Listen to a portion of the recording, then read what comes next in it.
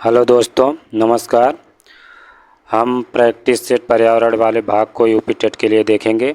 चलिए स्टार्ट करते हैं बिना देरी किए। यूथ के इस बुक में 50 प्रैक्टिस सेट हैं। हम यूथ के बुक को पहले प्रैक्टिस सेट से स्टार्ट करते हैं। और हाँ, अगर वीडियो पर पहली बार हैं तो वीडियो को चैनल को सब्सक्राइब करें और वीडियो को ज़्यादा से ज़्यादा शेयर करें। चलिए स्टार्ट करते हैं बिना देरी किए। निम्नलिखित में से कौन सा एक शीतोष्ण घास प्रदेश नहीं है? शीतोष्ण घास का प्रदेश कौन सा नहीं है? तो कम्पास शीतोष्ण घास का प्रदेश नहीं है। शीतोष्ण घास में डाउन्स आता है और पंपास आता है और प्रेरीज आता है। चलिए अब दूसरे प्रश्न पर चलते हैं। ज़्यादा समय नहीं लेंगे दोस्तों, प्रश्न देखेंगे और विस्तृत के लिए हम थ्योरी की क्लास लाएंगे जल्दी ही। चलिए दूसरे प्रश्न चलते हैं। किसी खास श्रृंखला के प्रथम कड़ी सदैव हरे पादप होते हैं। सदैव हरे पादप होते हैं। क्यों होते हैं? क्योंकि यह वे सूर्य के प्रकाश में वायुमंडलीय CO2 की स्थिरीकरण करते हैं। तीसरा प्रश्न है, प्रथम कृत्रिम उपग्रह का नाम क्या था? तो प्रथम कृत्रिम उपग्रह का नाम दोस्तों आर्यभट्ट था। प्रथम कृत्रिम उपग्रह। ये जितने प्रश्न हैं बहुत इम्पॉर्टेंट है, यूथ में दिया गया है और ये कहीं ना कहीं टेट या सीटेट में आए हुए वही प्रश्न में प्रैक्टिस सेट में शामिल है। चौथे प्रश्न से चलते हैं। पृथ्वी तल के नीचे पिघले हुए पत्थर को क्या कहा जाता है? पृथ्वी तल के नीचे पिघले हुए पत्थर को क्या कहा जाता है? तो मैग्मा कहा जाता है। मैग्मा कहा जाता है।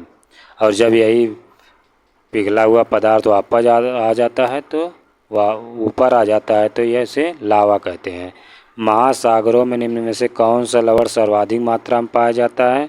तो महासागरों में सर्वाधिक मात्रा में लवण सोडियम क्लोराइड पाया जाता है। सोडियम क्लोराइड पाया जाता है। छठे प्रश्न पे चलते हैं।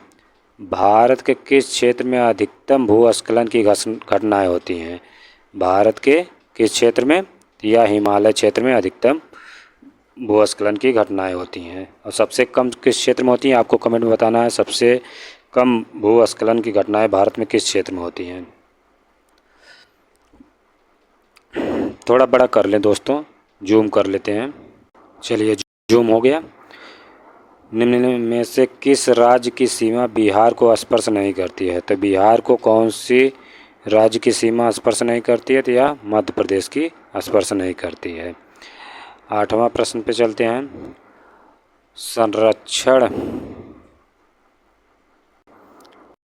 संरक्षण या विनाश पुस्तक के लेखक कौन है? संरक्षण या विनाश पुस्तक के लेखक सरला बहन है। सरला बहन है। ये सीटेट में आया हुआ था प्रश्न 2023 वाले में। 2023 में आया था, चाहे जूनियर वाले में आया रहा होगा लेकिन आया था। चलिए अगले प्रश्न चलते हैं।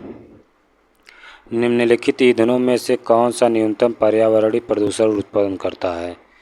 न्यूनतम पर्यावरणीय प्रदूषण कौन सा उत्पन्न करता है? कौन सा उत्पन्न करता है? तो यह हाइड्रोजन सबसे कम उत्पन्न करता है और सबसे अधिक कोयला उत्पन्न करता है। पर्यावरणीय प्रदूषण सबसे अधिक कोयला उत्पन्न करता है। कौन सा जैव अवघट्य पदार्थ है? कौन सा जैव अवघट्य पदार्थ है? तो यह है निम्न में से कोई नहीं अवघटन। ये शीशा, प्लास्टिक, पॉलीथीन ये सभी अवघट्य नहीं है। सभी अगर प्लास्टिक को ज़मीन पर रख दो तो वो कभी गलता नहीं है, सड़ता नहीं है, यानी इसका अवघटन नहीं हो सकता है। 11वें प्रश्न पर चलते हैं। मोटर गाड़ियों के एग्जॉस्ट में से निकलने वाली निम्नलिखित में से कौन सी गैस जहरीली होती है? यह कार्बन मोनोऑक्साइड गैस होती है। बहुत चर्चित, बहुत टेट के लिए बहुत चर्चित ये प्रश्न है। भारतीय गैंडे कहाँ संरक्षित किए जाते हैं? तो भारतीय गैंडे काजीरंगा नेशनल पार्क में संरक्षित किए जाते हैं। काजीरंगा नेशनल पार्क कहाँ है? आपको कमेंट बॉक्स में बताना है काजीरंगा नेशनल पार्क कहाँ है। अगर नहीं पता है तो भी प्रश्न पूछिए, हम कमेंट में उत्तर देंगे। डचीगाम राष्ट्रीय उद्यान कहाँ स्थित है? डचीगाम राष्ट्रीय उद्यान या जम्मू कश्मीर में स्थित है? जम्मू कश्मीर में स्थित है। अगले प्रश्न चलते हैं। वर्षा जल संचयन का सबसे प्रमुख उपयोग है। वर्षा जल संचयन का सबसे ज़्यादा प्रयोग या सबसे प्रमुख उपयोग सिंचाई में किया जाता है। सिंचाई में किया जाता है। वायरस के अजैविक होने का लक्षण है। वायरस के अजैविक होने का लक्षण है इसको क्रिस्टल के रूप में परिवर्तित किया जा सकता है। लाल रक्त कणिकाएँ शरीर में ऑक्सीजन का संवहन करती हैं। वयस्कों में इनका निर्माण डैश होता है। इनका निर्माण या किस में होता है? अस्थिमज्जा में होता है। अस्थिमज्जा में होता है। 17वां प्रश्न है। पौधों में प्रकाश संश्लेषण क्रिया किस रंग में सबसे अधिक होती है? प्रकाश संश्लेषण की क्रिया किस रंग में सबसे अधिक होती है? तो यह लाल रंग में सबसे अधिक होती है। अगले प्रश्न चलते हैं। 18वां प्रश्न। दोस्तों थोड़ा PDF धुंधली है ये वाले पेज, तो मैं जूम कर देता हूँ और जिससे आप लोगों को क्लियर दिखाई दे। किसी राज्य के राज्यपाल की नियुक्ति के लिए कम से कम क्या उम्र होनी चाहिए? तो यह 35 वर्ष होनी चाहिए। राष्ट्रीय एकता परिषद की स्थापना हुई थी। राष्ट्रीय एकता परिषद की स्थापना कब हुई थी? तो 1961 में हुई थी। एकता परिषद की स्थापना कब हुई थी? 1961 में हुई थी। भारत के प्रथम महिला IPS अफसर कौन थी? तो पहली महिला IPS या किरण बेदी थी? किरण बेदी थी। आपको बताना है कमेंट बॉक्स में किरण बेदी इस समय किस राज्य की राज्यपाल हैं? किरण बेदी, यही किरण बेदी इस समय एक राज्य की राज्यपाल हैं। वह कौन सा राज्य है जिसकी यह राज्यपाल बनाई गई हैं? ग्रेट डिवाइडिंग रेंज कहाँ स्थित है? तो यह ऑस्ट्रेलिया में स्थित है, उत्तर पूर्वी क्षेत्र में ग्रेट डिवाइडिंग रेंज पाई जाती है। अगले प्रश्न चलते हैं 22वें पे। ध्रुव तारा कहाँ कहा जाता है? ध्रुव तारा किसको कहा जाता है?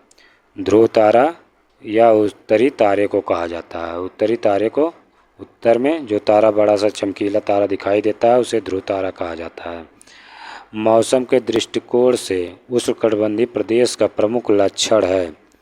प्रमुख लक्षण है तो यह है वर्ष भर गर्मी रहना। वर्ष भर गर्मी रहना। 24वां प्रश्न है। एक अवतल दर्पण के प्रतिबिंब की प्रकृति होती है। अवतल दर्पण के प्रकृति की प्रतिबिंब कैसी होती है? तो यह आभासी और वास्तविक होती है, यानी उपयुक्त दोनों संभव है। अगले प्रश्न चलते हैं 25वें पे। अंतर्राष्ट्रीय स्तर पर वन्य जीवों की सुरक्षा हेतु संस्था है, तो कौन सी संस्था है? तो यह IUCN है। IUCN है। अगले प्रश्न चलते हैं। खाद्य श्रृंखला में शाकाहारी होते हैं। खाद्य श्रृंखला में शाकाहारी प्राथमिक उपभोक्ता होते हैं। रीढ़ वाले जीव जंतु हैं। रीढ़ वाले जंतु कौन से हैं? तो रीढ़ वाले जंतु या खरगोश में भी रीढ़ पाई जाती है, गिलहरी में, सर्प में भी, यानी उपरोक्त सभी है। अमीबा अगर रहता अमीबा, तो अमीबा में रीढ़ नहीं पाई जाती है। अमीबा में। चलिए अगले प्रश्न चलते हैं। निम्नलिखित में से उसे चुनिए जो अपनी मादा की पहचान उसकी गंध से कई किलोमीटर दूर से ही कर लेती है। तो यह है रेशम का कीड़ा। रेशम का कीड़ा। रेशम के कीड़े किस वृक्ष पर पाए जाते हैं? तो यह शहतूत के वृक्ष पर पाए जाते हैं। रेशम का कीड़ा यानी किस पर पाला जाता है? तो शहतूत के वृक्ष पर पाला जाता है। शहतूत के वृक्ष पर पाला जाता है। चलिए अगले प्रश्न चलते हैं। दहेज प्रतिषेध अधिनियम कब लागू हुआ था? तो दहेज प्रतिषेध अधिनियम जुलाई 1961 में लागू किया गया था। जुलाई 1961 में। 30वां प्रश्न है, यानी लास्ट प्रश्न इस प्रैक्टिस सेट का है। कौन सा पोषक तत्वों की कमी से होता है? निम्न में से कौन सा पोषक तत्वों की कमी से होता है? तो एनीमिया, या रक्त से संबंधित रोग है। रक्त की कमी से एनीमिया रोग होता है। इसमें पोषक तत्वों की कमी से होता है। पोलियो ये जीवाणु जनित रोग है। डेंगू मच्छर के काटने से होता है। मलेरिया भी मच्छर के काटने से होता है। चलिए दोस्तों, इस वीडियो में एक ही प्रैक्टिस सेट रहने देते हैं। अगला प्रैक्टिस अगले वीडियो में अभी अपलोड करते हैं। चलिए दोस्तों, जय हिंद दोस्तों। और वीडियो को ज़्यादा से ज़्यादा शेयर करें दोस्तों। सपोर्ट करेंगे तो ज़्यादा हम थ्योरी क्लास लेकर आएंगे बहुत जल्दी ही। धन्यवाद दोस्तों।